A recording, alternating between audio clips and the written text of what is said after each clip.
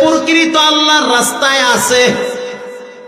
এজন্য সন্তানগুলাকে যথাসম্ভব ইলমে দ্বীন শিক্ষা দেন।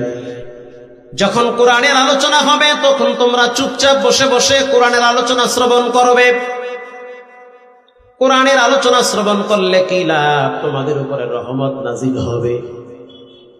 আর পৃথিবীর ভিতরে কোরআনের চেয়ে রহমত মানুষের জন্য কিছুই হতে পারে না। যত নিয়ামত আল্লাহ পাক মানুষকে দান করেছেন এর ভিতরে সবচেয়ে শ্রেষ্ঠ নিয়ামত হলো কোরআনের মতো নিয়ামত।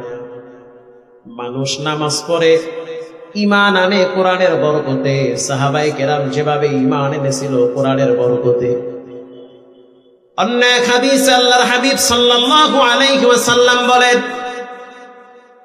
তালাবুল ইলমি ফরিদাতুন আলা কুল্লি মুসলিম। প্রত্যেক মুসলমানের উপর ইলমে দ্বীন শিক্ষা করা ফরজ।